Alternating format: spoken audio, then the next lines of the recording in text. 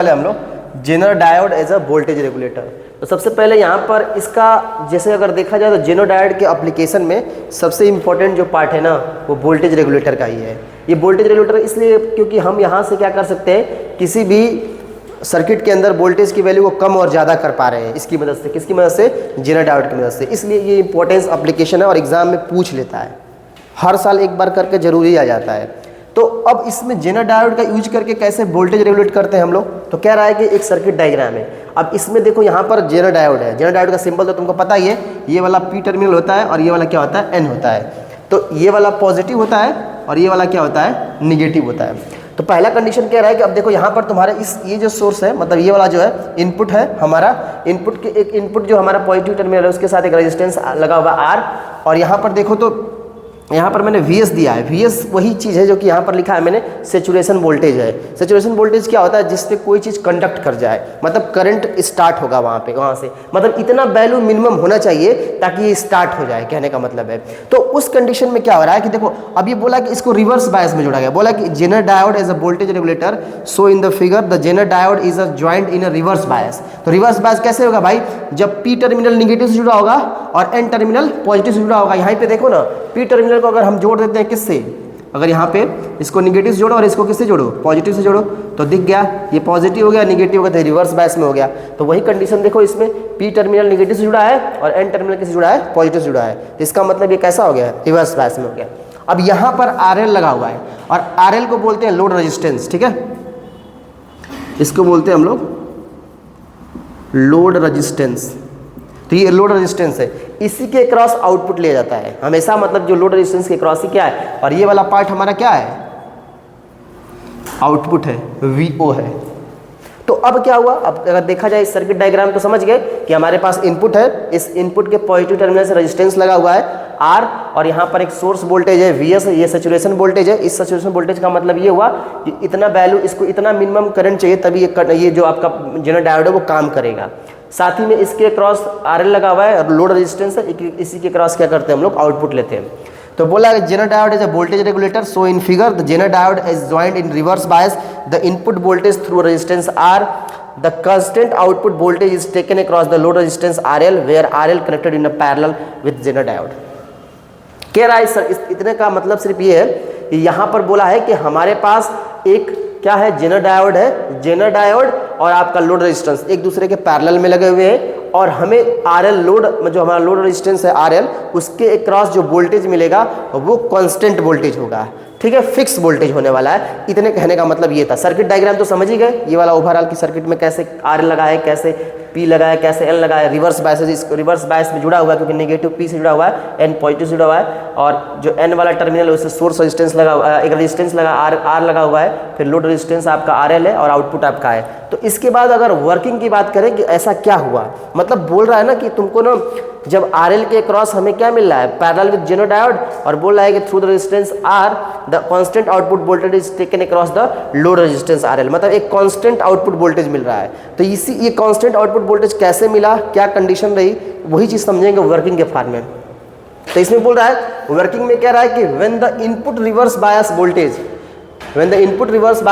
across the Zener diode increase beyond a certain limit, मतलब पहला condition ये कह रहा है कि जब हम इस जेनर डायोड को रिवर्स बायसिंग कर देते हैं, पहला कंडीशन। तो रिवर्स बायसिंग दिख ही रहा है यहाँ पर, तो जैसे तुम इसको रिवर्स बायसिंग कर दोगे तो कह रहा है कि voltage across the Zener diode increase beyond a certain limit, हम इसका जो वोल्टेज लेवल है ना उसको बढ़ा के बहुत ज़्यादा कर दे रहे हैं। वो देखो केस उसमें था हमारा, जेनर डायोड के केस में भी तो वही था, रिवर्स बायसिंग, जब अवलांची ब्रेकडाउन हुआ था और जेनर ब्रेकडाउन हुआ था, तो उस कंडीशन में हमने क्या किया था? वोल्टेज को बहुत ज़्यादा बढ़ा दिया था, या डोपिंग कंसंट्रेशन कह सकते हो, N टाइप और P टाइप की बहुत ज़्यादा बढ़ा दिया गया था वहाँ पर। तो वहाँ पर भी वही कंडीशन है कि हम क्या करने वाले हैं यहाँ पर, कि हमने क्या बोला कि इस जो इनपुट दे रहे हैं हम लोग इस जेनर डायोड को, वो इनपुट जो होगा रिवर्स बायस कंडीशन में वो काफ़ी ज़्यादा बढ़ा दो। तो वही बोला है कि when the input reverse bias voltage across the Zener diode increase beyond a certain limit such that general breakdown voltage Vz, the current through the circuit rise carrying and increase the voltage across R as a result of the voltage across the R as a result of the voltage across the Zener diode remain constant। कहने का मतलब क्या हुआ कह रहा है कि जैसे ही आप क्या करोगे इस जेनर डायोड के अंदर में रिवर्स बायसिंग करोगे, तो रिवर्स बायसिंग करने के बाद क्या होगा, इसकी वैल्यू को जैसे वोल्टेज को बढ़ाओगे तो जैसे वोल्टेज बढ़ जाएगा, पहले कंडीशन देखो क्योंकि यहाँ पर ऑलरेडी Vs लगा हुआ है तो सेचुरेशन वोल्टेज है, तो सेचुरेशन वोल्टेज जो हमारा है, तो अगर तुम यहाँ से वोल्टेज बढ़ाओगे ना तो इतना, अगर बहुत कम वोल्टेज रहेगा ना तो ये कंडक्ट करेगा ही नहीं। तुमको पहले ही पता है कि Vs की वैल्यू को तोड़ना पड़ेगा, मतलब सेचुरेशन वोल्टेज से ज़्यादा वोल्टेज देना है। तो जैसे बहुत ज़्यादा वोल्टेज हो जाएगा तो R के थ्रू, जो रेजिस्टेंस R है उसके थ्रू का जो हमारा करंट का वैल्यू है, वोल्टेज होगा, वो अब आएगा इस जेनर डायोड के अंदर में। और जेनर डायोड के अंदर जब आएगा तो बहुत ज़्यादा जब वोल्टेज हो जाएगा तो तुमने एक चीज़ देखा ही है वहाँ पर कि लास्ट में कांस्टेंट करंट हमें दे देता है।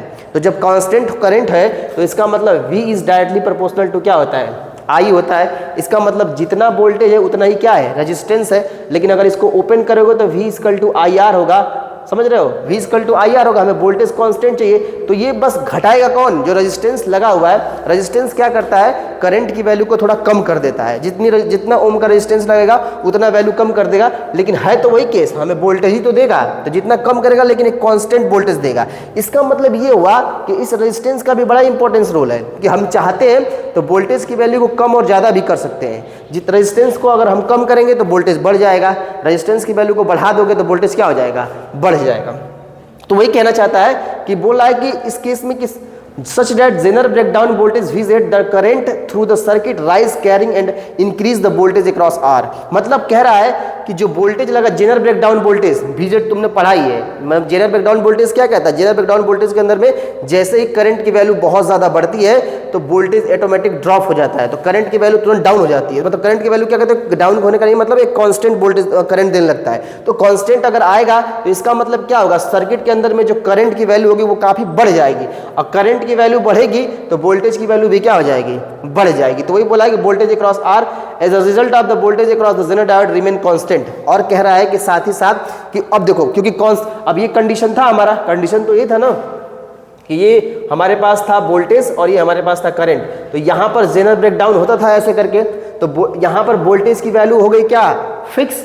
अब वोल्टेज फिक्स हो गया और करंट भी क्या हो गया, कांस्टेंट हो गया। तो एक वोल्टेज पे ऐसा आया, आपको दिख रहा है कि करंट की वैल्यू पूरी तरह से कांस्टेंट हो गई है। तो इसका मतलब ये समझ में आ रहा है कि यहाँ पर जो वोल्टेज है ना वो भी क्या है, कांस्टेंट हो चुका है। तो वो कंडीशन कौन सा था, जेनर ब्रेकडाउन वोल्टेज पे। मतलब हम कह सकते हैं कि जो जेनर डायोड जब वोल्टेज रेगुलेटर काम करेगा ना वो जेनर ब्रेकडाउन वोल्टेज पे काम करेगा, क्योंकि जेनर ब्रेकडाउन वोल्टेज का हमने ऑलरेडी पढ़ा हुआ है कि होता क्या है कि जब इसके अंदर क्या करोगे, करंट की जब इसके अंदर क्या करोगे, जब हम इसको रिवर्स बायसिंग करोगे तो रिवर्स बायसिंग करने से क्या होगा, डोपिंग कंसंट्रेशन N के अंदर और डोपिंग कंसंट्रेशन P के अंदर बहुत ज़्यादा मात्रा में इलेक्ट्रॉन्स के होल पेयर जनरेट हो जाते हैं, और बहुत ज़्यादा होल पेयर कह रहा है, इलेक्ट्रॉन्स जनरेट होते हैं। तो जब फ्री इलेक्ट्रॉन बहुत ज़्यादा जनरेट होगा तो करंट की वैल्यू भी बहुत ज़्यादा हो जाएगी। जब करंट की वैल्यू बहुत ज़्यादा होगी तो क्या होगा कि वो चैनल तोड़ देगा, जो डिप्लेशन लेयर है वो सब टूट जाएगा, और जब डिप्लेशन लेयर टूटेगा तो करंट की वैल्यू ऑटोमेटिक ड्रॉप हो जाएगी। और जब करंट की वैल्यू ऑटोमेटिक ड्रॉप होगी तो अब वोल्टेज तुम जितना मन करे उतना बढ़ाओ,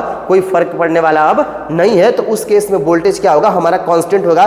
तो वही इसको लिया गया है कि when the input reverse bias voltage across the Zener diode increase beyond a certain limit, जैसे ही हम बढ़ा देते हैं उसका जेनर डायोड के वोल्टेज को, such that Zener breakdown voltage Vz the current through the circuit rise carrying and increase the voltage across R, as a result of it the voltage across the Zener diode remains constant। तो कह रहा है कि जैसे ही आप क्या करोगे, किसी भी सर्किट को रिवर्स बायस में जेनर डायोड को अगर कर देते हो तो और उसकी वैल्यू को बहुत ज़्यादा बढ़ा देते हो एक लिमिट से ज़्यादा, तो उस केस में कह रहा है कि जो सर्किट के अंदर का जो सर्किट जो होगा वो कैरिंग कर लेगा। कैरिंग करने का मतलब ये है कि उसके अंदर करंट की वैल्यू बढ़ने लगेगी और उसका वोल्टेज भी बढ़ जाएगा। आखिरी में क्या देखने को मिलेगा, उसके क्रॉस जो वोल्टेज होगा ना वो क्या हो जाएगा, हमारा कांस्टेंट होगा, क्योंकि करंट ड्रॉप हो गया तो उस केस में वोल्टेज हमारा ड्रॉप हो जाएगा। फिर बोलता है कि even through current in Zener diode change, कह रहा है कि कभी कभी ऐसा भी देखने को मिलता है कि करंट जो होता है जेनर डायोड के अंदर चेंज देखने को मिल जाता है। तो वो कंडीशन अलग है, इसको स्टार लगा के लिखा है मैंने इसीलिए कि कभी कभी क्या होता है कि कभी कभी जो जेनर डायोड के अंदर जो करंट की वैल्यू होती है वो चेंज देखने को, करंट हो सकता है चेंज है लेकिन हमारा वोल्टेज क्या है वो कांस्टेंट होने वाला है इस कंडीशन में। फिर बोला है कि when the input voltage across the Zener diode the current through a circuit goes down when the voltage drop across R, as a result of the voltage across Zener diode remains constant. फिर क्या बोला कि अगर input voltage Zener diode के across current through a circuit goes down, अगर current की value drop होने लगेगी तो करंट की वैल्यू ड्रॉप होगी अक्रॉस द किसके, आर के। अब क्यों ड्रॉप हो गया, क्योंकि आर ही क्या करता है, करंट की वैल्यू को घटाता है और बढ़ाता है। तो अगर इसके अक्रॉस अगर करंट की वैल्यू भी ड्रॉप हो रही होगी तभी बोला है कि as a result of the voltage across Zener diode remains constant, तभी भी वोल्टेज जो होगा इसके अक्रॉस क्या होगा, कांस्टेंट होगा। फिर से एक बार समझो ओवरऑल, क्योंकि थोड़ा सा हाई कॉम्प्लिकेट है इसीलिए पूछता है एग्जाम में। होना क्या था हमें समझते हैं एक बार ओवरऑल फिर से, कि Zener diode as a voltage regulator की बात करना था हमें, ठीक है। अब आराम से समझो क्योंकि वो थोड़ा सा हाई लेवल, इसलिए मैं दोबारा बताने की कोशिश करता कि समझ जाओ तुम लोग। Zener diode as a voltage regulator की बात करते हैं तो होता क्या है कि हमने सिंपल सी बात है कि Zener diode as a voltage regulator का मतलब यही होने वाला है कि हम वोल्टेज की वैल्यू को क्या कर सकते हैं, रेगुलेट कर सकते हैं, कभी कम कर सकते हैं, कभी ज़्यादा कर सकते हैं। ये कंडीशन हम जेनर डायोड की हेल्प से कर सकते हैं। तो उसके लिए क्या किया गया कि सर्किट डायग्राम तैयार किया गया। अब सर्किट डायग्राम में कुछ नहीं था, पहले हमारे पास सिर्फ यही था, ये वाला पार्ट था, बस इसमें मैंने एक रेजिस्टेंस अलग से लगा दिया है और एक लोड रेजिस्टेंस लगा दिया अलग से। ये वाला पार्ट इनपुट का है और ये वाला पार्ट आपका आउटपुट का है। यहाँ पर आर रेजिस्टेंस है, यहाँ पर ये सैचुरेशन वोल्टेज है। सैचुरेशन वोल्टेज का मतलब होता है कि आपको कम से कम इतना वोल्टेज देना पड़ेगा ताकि ये काम करना स्टार्ट कर जाए। फिर साथ में लोड रेजिस्टेंस के क्रॉस हम लोग आउटपुट लेते हैं। वही चीज़ यहाँ पर लिखा गया है कि जेनर डायोड जो होगा एक वोल्टेज रेगुलेटर है, जो कि फिगर में दिख रहा है। अगर कह रहा है कि here Zener diode is joint in a reverse bias, अब यहाँ पर जेनर डायोड को रिवर्स बायस में किया गया, जो कि मैंने यहाँ बताएगा। ये पी होता है, एन होता है, तो ये पी है और ये एन है। रिवर्स बायस में क्या होगा, पी जो होगा निगेटिव टर्मिनल से जुड़ेगा, एन जो है पॉजिटिव टर्मिनल से जुड़ेगा। तो यहाँ से देखो पी निगेटिव से जुड़ा है, एन किससे जुड़ा है, पॉजिटिव से जुड़ा है। इसका मतलब ये रिवर्स बायस में हो गया। The constant output voltage is taken across the load resistance R, जो कांस्टेंट आउटपुट वोल्टेज हमको मिलेगा वो किसके क्रॉस लेके हम लोग आरएल के क्रॉस लेने वाले हैं, लोड रेजिस्टेंस के क्रॉस लेने वाले हैं। साथ ही और कुछ तो दिखने हैं, where RL connected in parallel with Zener diode. कह रहा है कि जो हमारा जेनर डायोड है और जो हमारा आरएल है वो एक दूसरे के क्या है, पैरेलल में लगे हुए। तो ये हमारा सर्किट डायग्राम एक बन के तैयार हो गया और हमें चाहिए एक कांस्टेंट वोल्टेज चाहिए, ठीक है। इतना तो समझ गए। अब वर्किंग के केस में चले तो वर्किंग को समझना हमें। तो वर्किंग के केस में पहली बार यही बोला आपसे कि जो ये वाला कंडीशन है ये रिवर्स बायस में जुड़ा हुआ है। तो रिवर्स बायस में जुड़ने का मतलब क्या है कि इस वोल्टेज को हमें तोड़ना है, मतलब जो VS है इससे ज़्यादा ही वोल्टेज देना है। तो ज़्यादा वोल्टेज देने का मतलब ये हुआ कि हम करंट की वैल्यू या वोल्टेज को क्या करेंगे, बढ़ाएंगे, बहुत ज़्यादा वोल्टेज देंगे। तो वही बोला है कि when the input reverse bias voltage across the Zener diode increase beyond a certain limit, हमको क्या करना है कि इस इनपुट के अंदर में जो वोल्टेज देंगे उसकी वैल्यू को ज़्यादा बढ़ाएंगे ताकि ये इस वैल्यू को तोड़ सके, VS की वैल्यू को तोड़ के आगे निकल जाए। तो बोला कि when the input reverse bias voltage across the Zener diode increase beyond a certain limit, फिर बोला such that Zener breakdown voltage VZ। कह रहा है कि यहाँ पर क्योंकि हमको ऑलरेडी पता है कि इसके अंदर एक जेनर ब्रेकडाउन वोल्टेज होता है। दो तरह के होते हैं ब्रेकडाउन वोल्टेज, एक एवलांची ब्रेकडाउन होता है और एक जेनर ब्रेकडाउन वोल्टेज होता है। तो जेनर ब्रेकडाउन वोल्टेज की मैंने ये बताया था आपको कि जब हम क्या करेंगे, इसको रिवर्स बायस में जोड़ेंगे